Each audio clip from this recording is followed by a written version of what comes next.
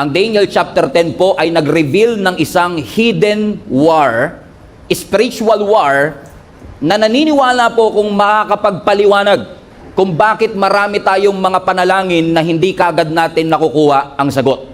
Ang context po nito, si Daniel ay nakatanggap ng isang disturbing vision. Merong ipinakita ang Panginoon sa kanya, at itong vision na ito ay may kinalaman sa gera at sa hardship. Nabagabag ang loob nitong si Daniel kasi ipinakita ng Panginoon sa kanya yung future conflict na may kinalaman sa political turmoil at may kinalaman sa military turmoil. Bagabag ang puso ni Daniel sapagkat ipinakita ng Panginoon na merong magra-rise na isang masamang leader. Na ang sabi ng maraming Bible scholar, itong masamang leader na ito is actually a foreshadow of the Antichrist. At dahil natanggap po nitong si Daniel ang isang kabagabagabag, sabi mo nga sa katabi mo, nakakapagpabagabag. Okay, dahil natanggap ni Daniel ang isang nakakapagpabagabag na vision, na merong isang masamang leader na mag-a-arise, na magkakaroon ng military conflict and military turmoil, nag-fasting si Daniel sa loob ng 3 linggo. Sabi mo sa katabi mo, mukhang hindi mo kayang maging Daniel. Sabi mo nga sa katabi mo, okay, hindi mo kayang maging Daniel, okay? Okay, so 3 linggo, dahil na-disturb itong si Daniel, gusto niyang maliwanagan siya. Lord, may ipinakita ka sa akin, pero anong ibig sabihin nito? So dahil wala siyang understanding and wisdom patungkol sa kanyang nakita, nag-fasting siya ng 3 weeks with deep mourning, may pagluluksa, na hindi siya kumakain ng anumang karne at hindi siya naglo-lotion for 3 weeks. Yun yung concern ng marami sa inyo. Hindi yung pagkain ng karne. Hindi ako makakapag-lotion for 3 weeks, Lord. Walang skincare. Oh? Noong unang panahon kasi, yun ay sinyales ng kanilang pagluluksa. Kung pamilyar ho kayo sa Middle East kasi very dry ang kanilang weather, so moisturizer and lotion is a must. Okay? Kaya pansinin niyo yung mga OFW from Middle East, ang pasalubong Jergens. Oh, kasi nga doon sa mura ho kasi sa Middle East. Dry na dry po ang kanilang weather. So to cut long story short, no, for 3 weeks, nanalangin siya, nag-fasting siya, hindi siya kumakain ng karne. And for 3 weeks, watch this, nananalangin siya sa loob ng 3 linggo, wala siyang makuwang sagot. Hindi siya aware na habang nag-aantay pala siya ng sagot, siya pala ay under ng spiritual attack. And after 21 days, wala pa rin yung sagot, pero may dumating na isang anghel. At itong anghel ng Panginoon na ito, nung ipinadala, nung nakausap si Daniel after 21 days, ang sabi sa kanya ng anghel, huwag kang mag-alala, kasi since day 1 pa lang, day 1, narinig na ng Panginoon ang iyong panalangin. Ang gandang assurance, ano? Na hindi pala porket hindi mo nakikita yung sagot, hindi sumasagot ang Diyos. Hindi pala porket hindi mo nakikita yung galaw ng Diyos, ay hindi gumagalaw ang Panginoon, because apparently, 21 days niyang inantay ang sagot sa kanyang panalangin, hindi niya nakuha, pero ang sabi ng anghel, huwag kang mag-alala, kasi day 1 pa lang narinig na ng Panginoon ang sagot sa iyong panalangin. However, ang sabi niya, ipinadala na yung sagot nung day 1 pa lang, pero merong spiritual forces, territorial spirit sa kingdom of Persia. Now, Persia is a modern day Iran.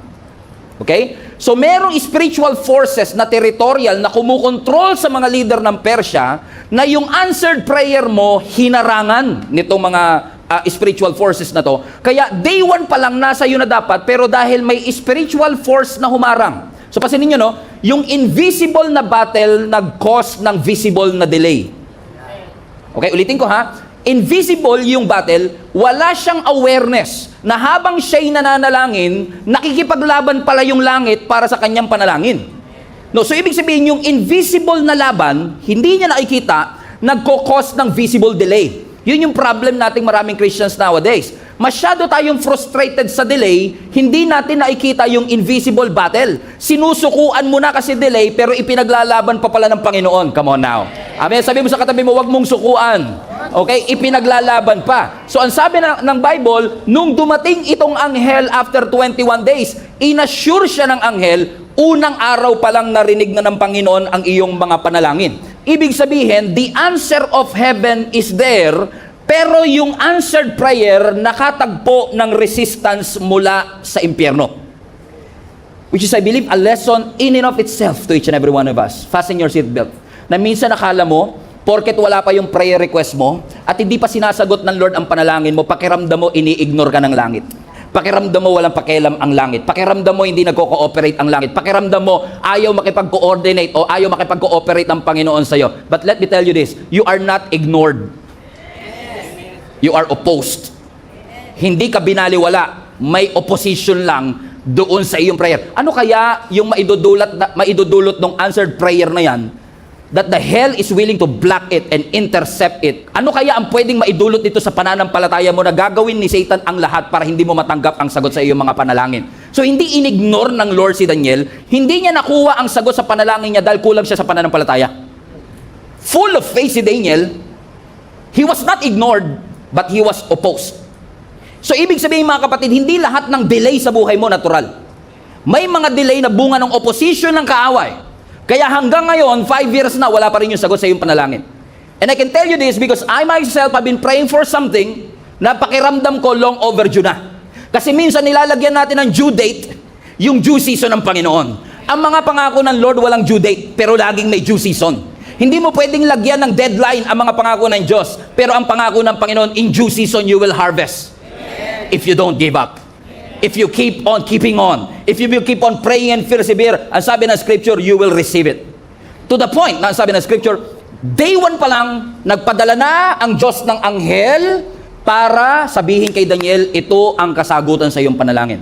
So nagpadala ng messenger angel, unfortunately, because matindi ang answered prayer, matindi rin ang resistance.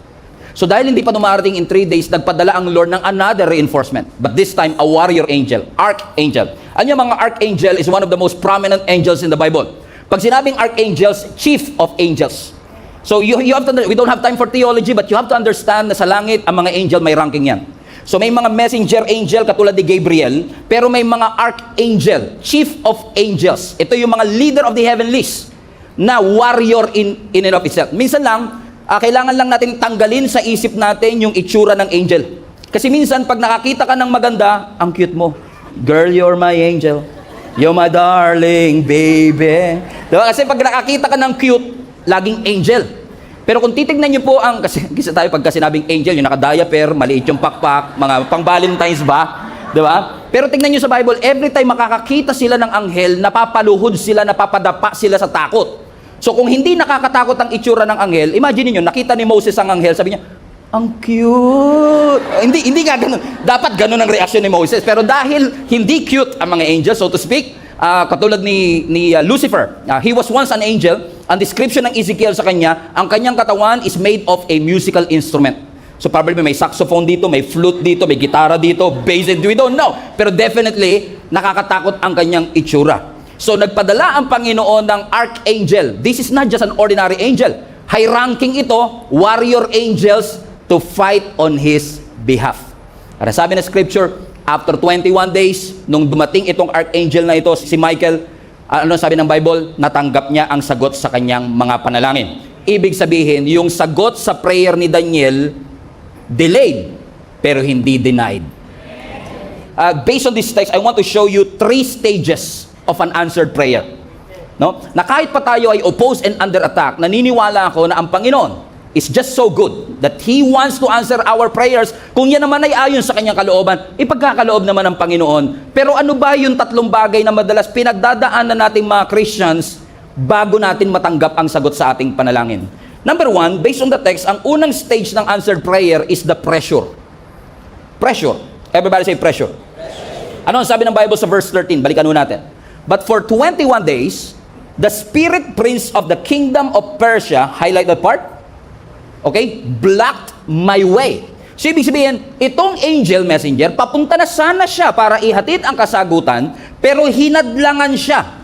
May resistance, may pressure para hadlangan yung sagot sa kanyang mga panalangin. Magandang correlation to doon sa main text natin last Sunday sa Ephesians chapter 6 verse 12. Na ang sabi that our struggle is not against flesh and blood.